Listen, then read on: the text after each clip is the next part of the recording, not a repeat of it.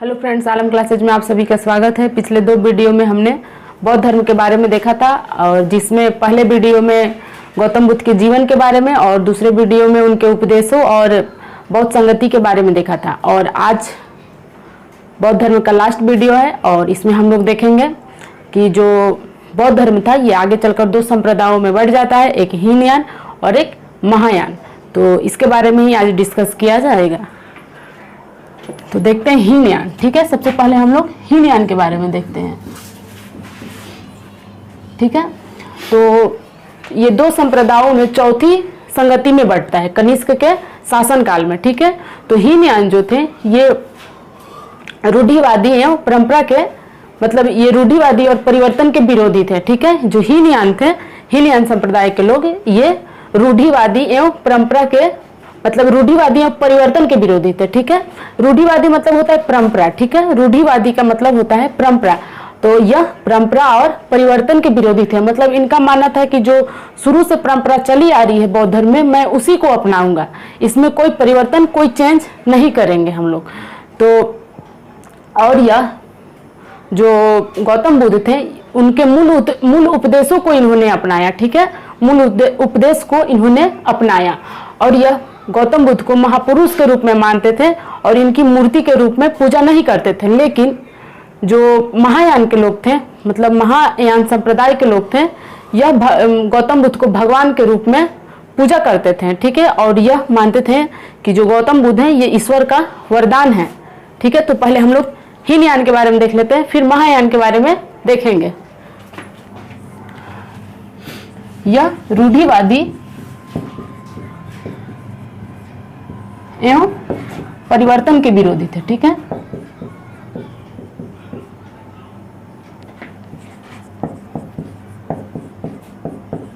परिवर्तन के विरोधी थे। यह बुद्ध के मूल उपदेशों को अपनाया।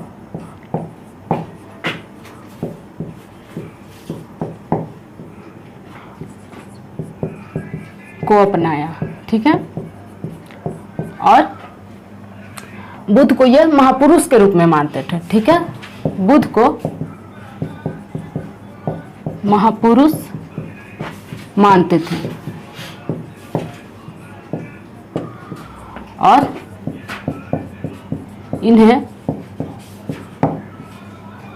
इन्हें ईश्वर के रूप में पूजा नहीं करते थे, मतलब इनकी मूर्ति पूजा नहीं करते थे।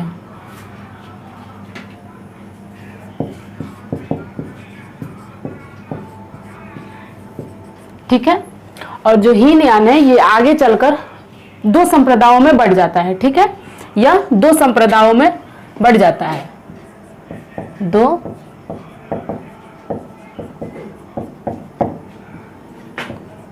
बढ़ जाता है। कौन कौन? तो एक वैभाषिक और एक सौतांत्रिक। ठीक है, पहला नंबर वैभाषिक और दूसरा नंबर सौतांत्रिक। ठीक है, तो हम लोगों ने क्या देखा, हीनयान जो है ये रूढ़िवादी और परिवर्तन के विरोधी थे। मतलब जो शुरू से परंपरा चली आ रही थी उनमें ये कोई चेंज नहीं लाना चाहते थे, और ये बुद्ध के मूल उपदेशों को अपनाए। जो उन्होंने उपदेश दिए बुद्ध ने, तो उनके मूल उपदेशों को अपनाया, और बुद्ध को महापुरुष के रूप में मानते थे और इनकी मूर्ति पूजा नहीं करते थे। ठीक है, और आगे चलकर ये दो संप्रदायों में बढ़ जाते हैं, एक वैभाषिक और एक सौतांत्रिक।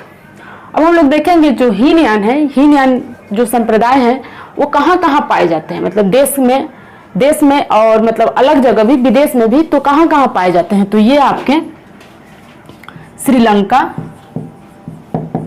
वर्मा,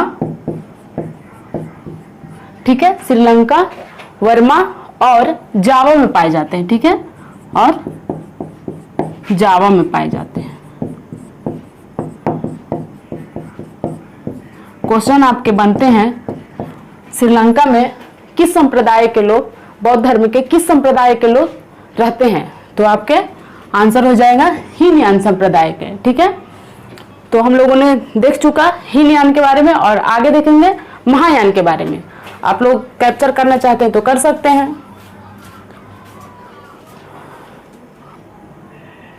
हम लोग महायान के बारे में देखते हैं, ठीक है। हीनयान के बारे में देख चुके, अब महायान।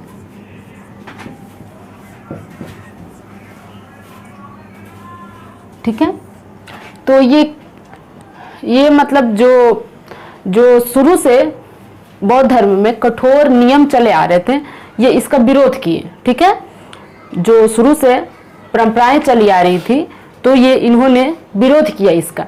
तो देखते हैं हम लोग, यह है बौद्ध धर्म के कठोर नियम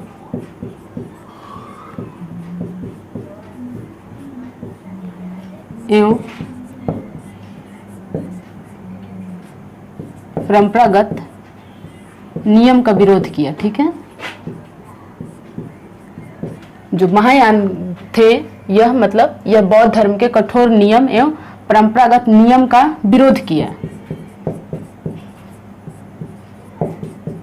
जो इसमें कठोर नियम था और जो परंपरा चली आ रही थी तो इन्होंने मतलब विरोध किया इसका, जो मतलब कुछ नया इन लोग लाना चाहते थे। ठीक है, ये परिवर्तन करने वाले थे। जो कठोर नियम था और परंपरागत जो नियम था तो ये परिवर्तन करना चाहते थे उसमें। ठीक है, और यह है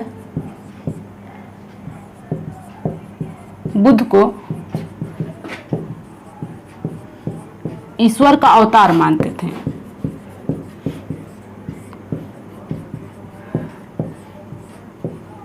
ठीक है, और इनकी मूर्ति पूजा करते थे। यह बुद्ध को ईश्वर का अवतार मानते थे और मूर्ति के रूप में पूजा करते थे।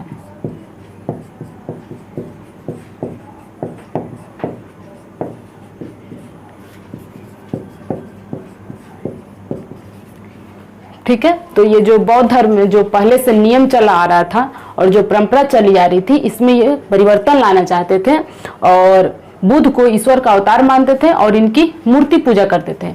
यह भी चलकर आगे दो संप्रदायों में बढ़ जाता है। ठीक है,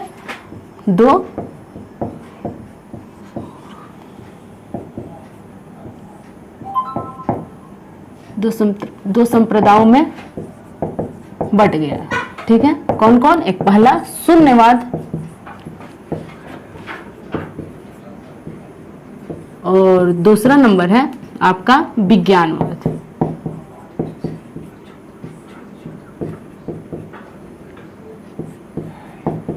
ठीक है, तो जो शून्यवाद था इसकी शुरुआत नागार्जुन ने किया।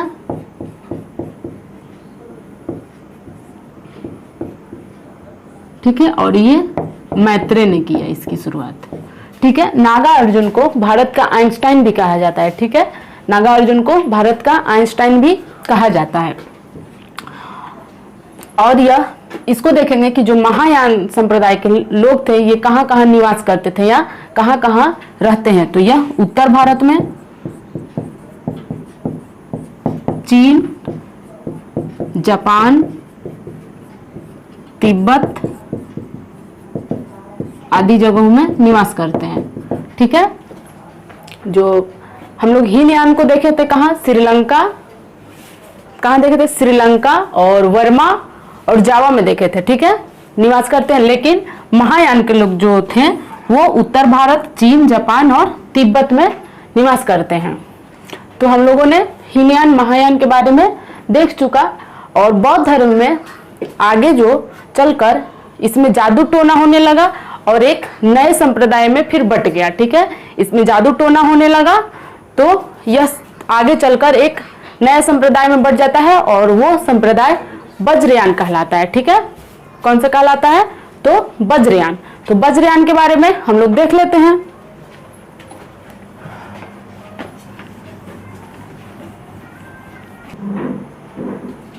वज्रयान, ठीक है,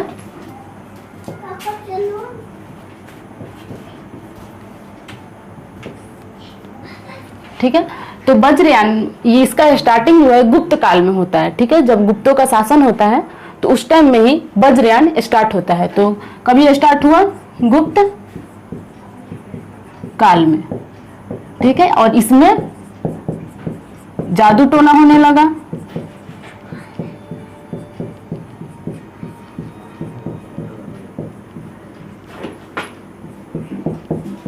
ठीक है। इसमें जादू टोना होने लगा और इस कारण से इस वज्रयान का पतन भी होना स्टार्ट हो गया, क्योंकि उत्तर काल में, उत्तर वैदिक काल में जो उसमें भी जादू टोना होने लगा था, इसलिए लोगों ने उस धर्म को छोड़ दिया, मतलब छोड़ने लगे और इस धर्म को, बौद्ध धर्म को अपनाया जादू टोना की वजह से ही। लेकिन इसमें भी जाकर गुप्त काल में जादू टोना होने लगा, तो इस धर्म का पतन होने लगा, मतलब वज्रयान का, मतलब वज्रयान आने से, संप्रदाय में बंटने से बौद्ध धर्म का पतन होने लगा। और इसमें क्या होता था, इसमें तारा देवी की पूजा करने लगे लोग, ठीक है। तारा, मुख्य रूप से तारा देवी की पूजा होने लगी,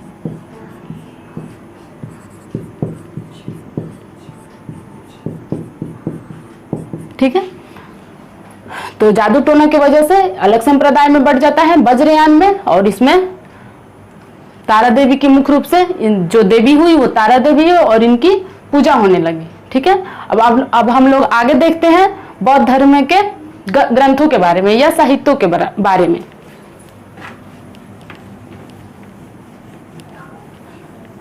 बौद्ध धर्म के साहित्य ग्रंथ, ठीक है।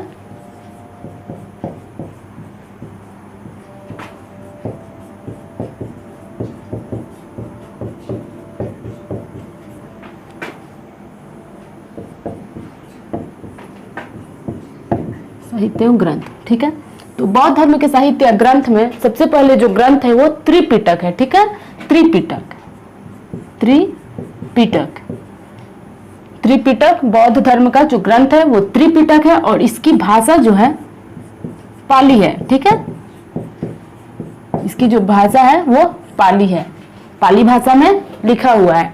और त्रिपिटक में 3 पिटक हैं, सूत पिटक, विनय पिटक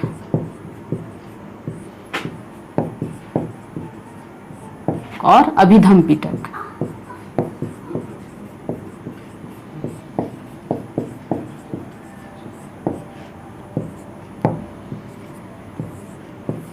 ठीक है। थोड़ा थोड़ा इसके बारे में हम लोग जान लेते हैं। वैसे बता चुके हैं इसके पिछले वीडियो में, मतलब जब हम प्राचीन भारत के ऐतिहासिक स्रोत देखे थे तो बता चुके हैं इन तीनों के बारे में। फिर से देख लेते हैं।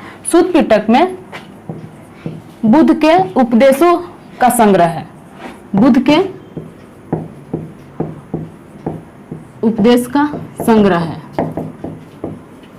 ठीक है। जो उपदेश दिए थे गौतम बुद्ध तो वो सूत पिटक में हुआ है, सूत पिटक में उसका संग्रह है, ठीक है। और जो विनय पिटक है इसमें संघ का नियम है, ठीक है। इसमें संघ का नियम है, ठीक है। संघ के नियमों का संग्रह है। मतलब संघ का नियम कहने का मतलब कि कौन इसमें संघ में भाग ले सकता है, कौन किसे नहीं लिया, मतलब कोई नहीं ले सकता है, कौन नहीं ले सकता है, कौन ले सकता है। तो ये सारी चीजें दिया हुआ है। पिछले मतलब वीडियो में हम बता चुके हैं कि जो पहले जो है महिलाएं इसमें भाग नहीं लेती थी, लेकिन प्रिय शिष्य आनंद के कहने पर महिलाओं ने भाग लिया और सबसे पहले प्रजापति गौतमी ने लिया भाग। और इसमें रीढ़ी, दानी, मतलब रीढ़ी और सैनिक और विकलांग लोग भाग नहीं ले सकते थे, ठीक है। और इसमें हम लोग देखेंगे अभिधम पिटक में। तो अभिधम पिटक में बुद्ध का दार्शनिक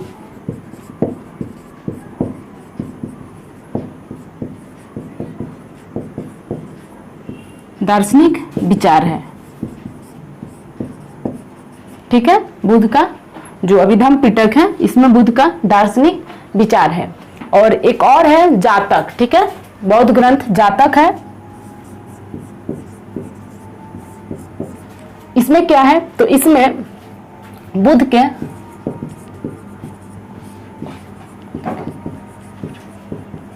पूर्व जन्म, ऐसे कर लीजिए, बुद्ध के पूर्व जन्म की कथा है, ठीक है। जो भगवान बुद्ध थे ये पुनर्जन्म में विश्वास करते थे, ठीक है। तो क्वेश्चन ये आता है, सत्यासत में आ जाता है कि जो भगवान बुद्ध थे वो क्या पुनर्जन्म में विश्वास करते थे? तो भगवान बुद्ध पुनर्जन्म में विश्वास करते थे। ठीक है, और अब हम लोग आगे देखेंगे।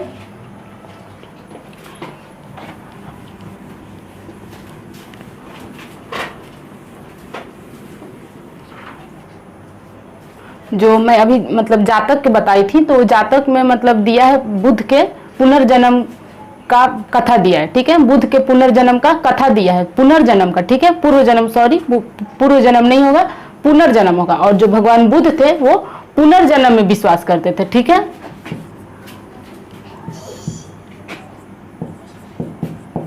पुनर्जन्म में। ठीक है, पुनर्जन्म में विश्वास करते थे, ऐसे कर लीजिएगा। अब हम लोग देखेंगे कि जो गौतम बुद्ध है इनको लाइट ऑफ एशिया कहा जाता है। ठीक है, लाइट ऑफ एशिया कहा जाता है। क्वेश्चंस आते हैं कि लाइट ऑफ एशिया किसे कहा जाता है? तो गौतम बुद्ध को कहा जाता है। गौतम बुद्ध को लाइट ऑफ एशिया कहा जाता है। ठीक है, अब हम लोग देखेंगे और